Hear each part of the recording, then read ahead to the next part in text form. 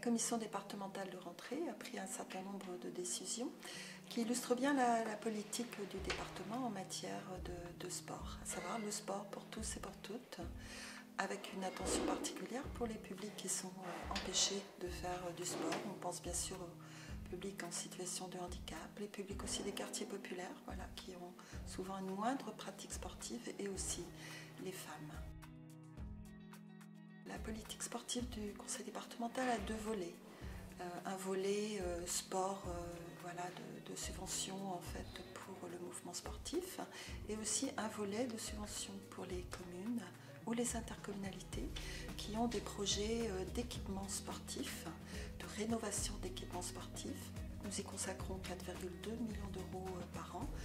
Par exemple, pour cette commission, il y a la rénovation du stade d'athlétisme du Port-Zou à Concarneau, que nous accompagnons à hauteur de 200 000 euros. Nous y consacrons 1,8 million d'euros par an. Là, par exemple, lors de la commission de septembre, nous avons accordé une subvention de 100 000 euros aux comités départementaux sportifs. Ils sont une 68, je crois, dans le Finistère, et ils sont aidés en fonction du nombre de licenciés qu'ils sont. Il faut savoir qu'il y a 220 000 licenciés, à savoir 220 000 Finistériens et Finistériennes qui pratiquent du sport dans un club. Autre décision qui est prise qui a été prise lors de la commission permanente, c'est de donner une bourse en fait de 350 euros à 99 jeunes espoirs sportifs.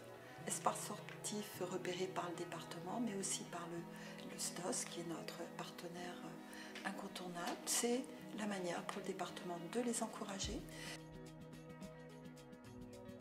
Nous y consacrons 160 000 euros par an à aider 80 manifestations sportives à peu près dans tout le Finistère.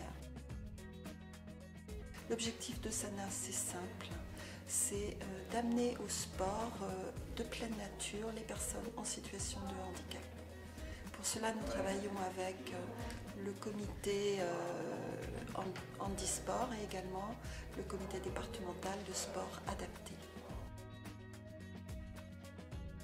Le défi SANA, qui est un peu le temps fort du projet. Le défi SANA sont des équipes mixtes valides, personnes en situation de handicap, des équipes avec des participants de différents pays qui vont faire un raid, se faire un défi sportif dans plusieurs endroits du Finistère. Mais l'objectif principal, c'est aussi de sensibiliser le grand public au sport pour les personnes en situation de handicap.